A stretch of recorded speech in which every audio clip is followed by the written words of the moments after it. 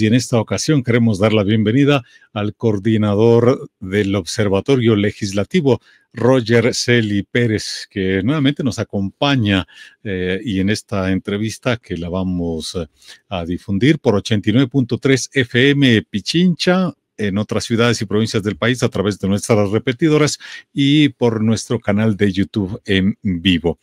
Así que gracias por acompañarnos, por visitarnos acá y una primera valoración de cómo has percibido se desarrolla la jornada electoral. Muy buenas tardes, Edwin. Como siempre, un gusto y un placer estar en HCJB. Gracias por la invitación. Bueno, yo creo que la ciudadanía está todavía con esperanzas de que nuestro sistema democrático funcione.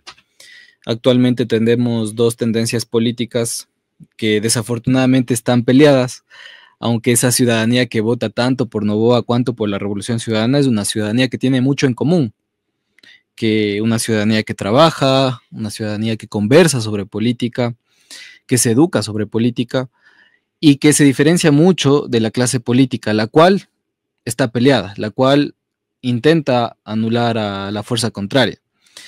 Para mí la jornada electoral es una muestra de que aún hay democracia en el país y sobre todo por un punto muy importante y es que hay incertidumbre. A veces este valor suele ser menospreciado o suele ser visto como algo negativo, cuando en democracia es muy positivo que haya incertidumbre. Es decir, que no sepamos quién va a ganar, no como en otros regímenes que sabemos ya antes de que empiece la campaña electoral cuál va a ser el resultado. Entonces, desde este punto de vista, yo creo que aun cuando nuestra Asamblea Nacional haya sido disuelta hace un poco más de un año, es positivo que hoy estemos en unas elecciones. Ahora, y con esto cierro, esto no quiere decir que es saludable que nuestra democracia ecuatoriana ejercite en tan poco tiempo un número elevado de elecciones. Ya vamos a las elecciones seccionales en los próximos 2 años, vamos con un proceso electoral que tiene que ver con el tema de consulta popular, el tema de elecciones extraordinarias, posiblemente vayamos de una constituyente, donde también vamos a elegir a nuestros representantes. Entonces, el Ecuador desde afuera es visto como un país que tiene muchas elecciones, pero que eso no se traduce en que tiene una mejor democracia. Interesante. Alguien dijo alguna vez que Ecuador vivía en un sistema constitucional, pero que le faltaba para ser un sistema democrático. Así y es que eso es un proceso que se va construyendo permanentemente, ¿no? Es Roger Celi Pérez, coordinador del Observatorio Legislativo, que nos acompaña en esta ocasión. Si bien hoy se da la segunda vuelta presidencial entre los candidatos, ya se sabe, Luisa González de la Revolución Ciudadana y Daniel Noboa de ADN, la Acción Democrática Nacional. En las pasadas elecciones hubo también una papeleta, o 2 papeletas por lo menos, para elegir parlamentarios de la Asamblea Nacional. Y en ese sentido ellos también juegan un rol muy importante.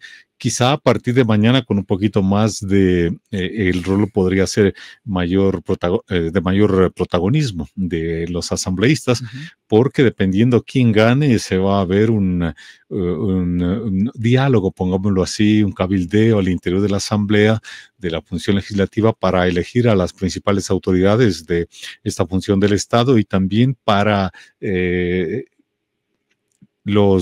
para las comisiones, para formar las comisiones.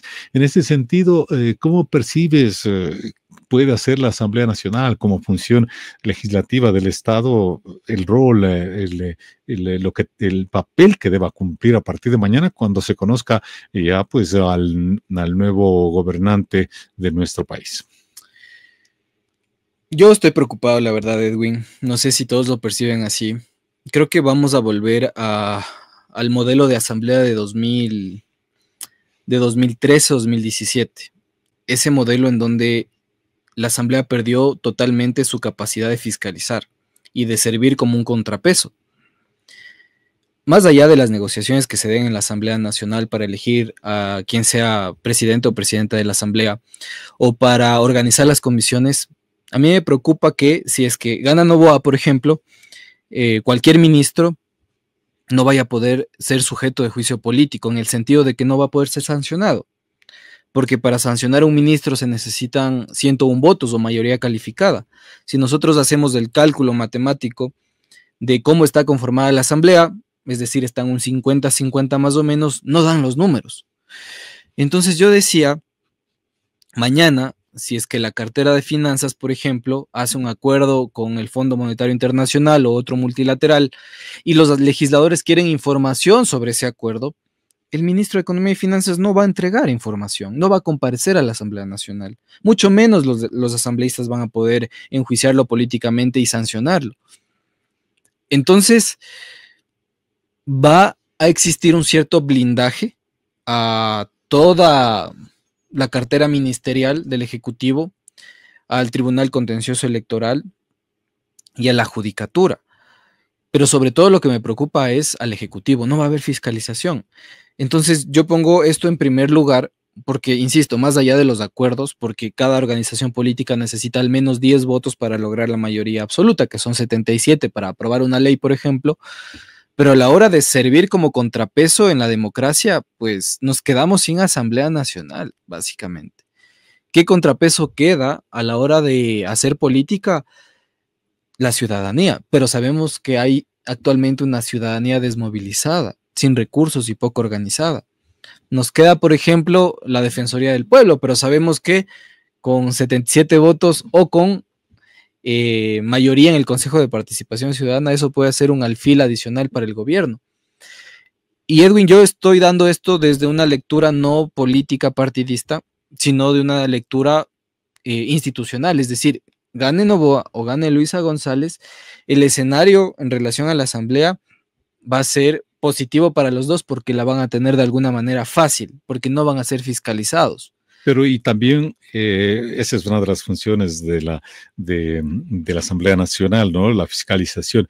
Y en cuanto a legislación, ¿podrían tener respaldo para aprobar algún proyecto de ley, iniciativas legislativas? Es lo mismo, por supuesto que sí. Y pongamos los dos escenarios. Leamos una posible presidencia de Daniel Noboa. A él le faltan 10 votos para lograr la mayoría para aprobar una ley. Esos 10 votos sí se pueden capitalizar porque existen legisladores independientes. ¿Con cuántos ahora se puede? 77 votos para aprobar una ley. Esa ley pasa al Ejecutivo y evidentemente al ser una ley del oficialismo va a convertirse en parte de nuestro ordenamiento jurídico. Y el otro caso, ¿qué pasa si la oposición propone una ley? Digamos que logran los 77 votos, sumando los que quedan, los independientes. Si pasa el Ejecutivo, lo que va a darse es lo que está pasando ahorita y es un veto total. Es decir, que nunca van a ser parte del ordenamiento jurídico. Pero yo doy todo este punto de vista negativo y pesimista, yo lo sé, y yo lo he dicho así frontalmente, pero también pienso que es una oportunidad real en este momento de la historia del país para que haya coexistencia y haya un acuerdo. Porque yo iniciaba diciendo que la ciudadanía no está peleada, la ciudadanía habla de política, pero finalmente no se van a los polos. Pero los políticos sí, sucede que Noboa nos dice en su discurso la patria o la mafia, es decir, anula un 42% de representación que hay en el país para la Revolución Ciudadana. Y lo propio, si gana Luisa González, no sé cuál va a ser el discurso, pero también pensaría yo que los van a aislar o van a intentar hacer eso cuando hay más de un 40% de representación de esa tendencia. Entonces, si es que esa lógica electoral se traslada al campo del debate político parlamentario, yo creo que ahí vamos a tener más de lo mismo y vamos a volver a esta suerte de ciclo de que de nuevo tendremos una asamblea disuelta, por ejemplo, o que tendremos la constituyente o que se intente cambiar todo desde cero. Lo había anunciado, sobre todo en esta campaña de la segunda vuelta electoral, Daniel Noboa, la posibilidad de una asamblea constituyente para reformar la constitución que aprobó el Ecuador en 2008. Pero también eso habría que ver, ¿no? Si es que él gana. También hay la posibilidad de reformar la constitución, ha dicho la candidata Luisa González, para retomar algunas cosas que se han perdido de la constitución de ese 2008 también. Pero aún no sabemos quién mismo podría ganar. Eso se conocerá probablemente en el transcurso de esta noche cuando se den los resultados oficiales. Roger Celi Pérez conversando aquí en HCJB Noticias como coordinador del Observatorio Legislativo. Y es que el gobierno o Estado no solamente lo constituye la función ejecutiva, el presidente o presidenta de la República que salgan electos hoy en binomio con sus vicepresidenciables, sino también las otras funciones del Estado, ¿no? Y cuánto se añora o se espera que la función judicial pueda tener un rol más satisfactorio, especialmente para la ciudadanía, ¿no? Pero a nivel de legislativo, pues estamos viendo que se va a dar esta situación. Incluso si llegara a ganar Daniel Noboa, podría ser que la presidenta sea su mamá de la Asamblea Nacional, ¿no? Porque en principio se considera la asambleísta más votada, quien presidiría la reunión preparatoria de elección de autoridades, ¿no? No creo que eso pase, la verdad. Sería un bochorno, pienso yo, a nivel internacional, que en una república, en una democracia, se ponga por delante la afinidad familiar por encima de la política. Y también yo creo que en las negociaciones de darse ese escenario tendrían que ceder para efectos de tener respaldo, ¿no? Por esos 10 votos que faltan, ¿no? Ese sería, creo yo, uno de los primeros puntos. Y además que Pachacutic es una organización política relevante y clave en esta Asamblea Nacional. Y qué bueno que sea así, porque también hay representación de estas personas del movimiento indígena, de la base social que tiene Pachacutic y la CONAIE. Y el Partido Social Cristiano también tiene. Y por supuesto, y que participen en esta negociación para elegir autoridades, me parece que es súper positivo para nuestra democracia. Ojalá y obtengan al menos la vicepresidencia de la Asamblea y lo propio el Partido Social Cristiano, que, bueno, sabemos lo que pasó. El Partido Social Cristiano perdió representación en la Asamblea Nacional, no ha desaparecido, pero sigue siendo un partido importante en el país. Roger Celi Pérez, coordinador del Observatorio Legislativo. Como Observatorio Legislativo, ¿qué han estado advirtiendo estos últimos días, quizá meses de campaña electoral en cuanto a la función misma de la Asamblea Nacional? Como que perdió protagonismo, Totalmente. casi que se desvaneció, ya que si bien asambleístas estaban buscando la reelección, ¿no? Sí, efectivamente, la Asamblea Nacional ha disminuido su producción legislativa. Esto no del todo es negativo, dado que no es mejor asamblea la que produce más leyes o la que presenta más proyectos de ley. De hecho, hoy en día hay un debate interesante que yo creo que deben atenderlo con mucha responsabilidad de los futuros legisladores, y es, en lugar de regular, es necesario desregular ciertas cosas. No hay un catastro legislativo, pero se presume que hay más de 3.000 leyes en el país, que al menos un 75% de estas están obsoletas, son inaplicables y que generan mayor burocracia a la hora de generar economía y desarrollo económico, por ejemplo. Yo veo con mucha preocupación que ya ciertos legisladores están impulsando agendas parlamentarias que tienen que ver más allá del fomento de la democracia, el fomento del desarrollo productivo, tienen que ver con restricción de derechos. Por ejemplo, ya hay iniciativas, y es de lado y lado, al respecto de regular redes sociales, por ejemplo. Sabemos que abrir la puerta a regular redes sociales es abrir la puerta a regular libertad de expresión. Y esa es la puerta hacia un gobierno, y es otra preocupación mía, es la segunda que voy a decir hoy, hacia un posible gobierno, gane quien gane, autoritario. ¿Por qué?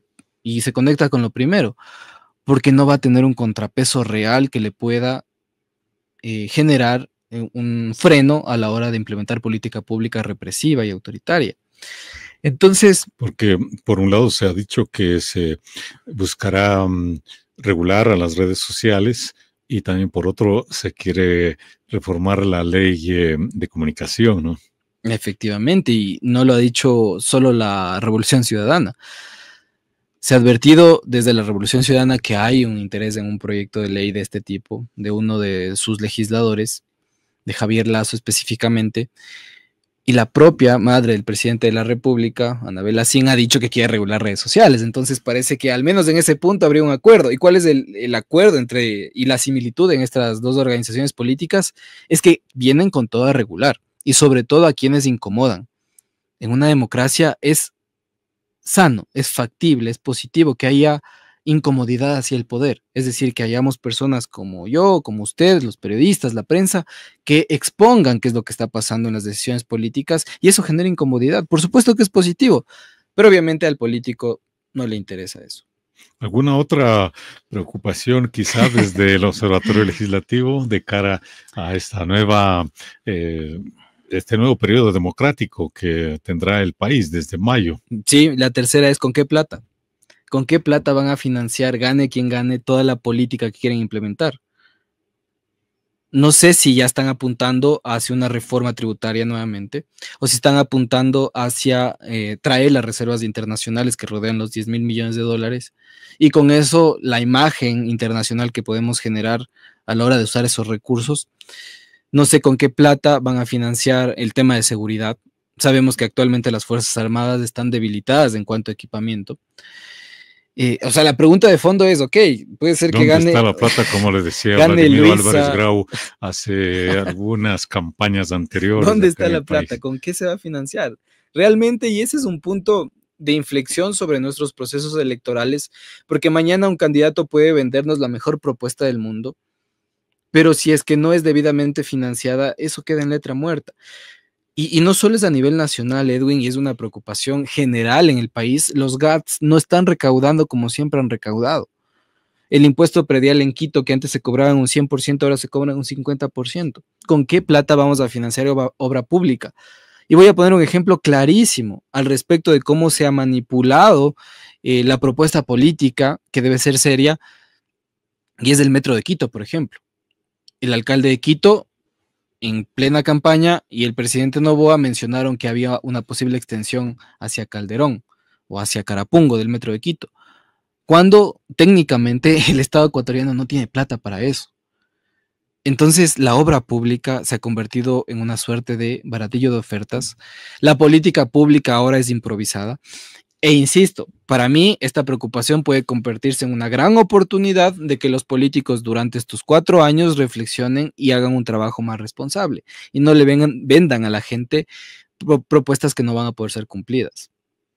Muchísimas gracias por la entrevista, la visita de Roger Celi Pérez para darnos esta mirada desde el Observatorio Legislativo en su calidad de coordinador. Siempre estaremos pendientes y tomamos en cuenta el rol protagónico importante de la función legislativa de nuestro país, porque por algo también se le dice que es el primer poder del Estado, ¿no? Hasta otro momento, siempre bienvenido. Gracias y una buena tarde.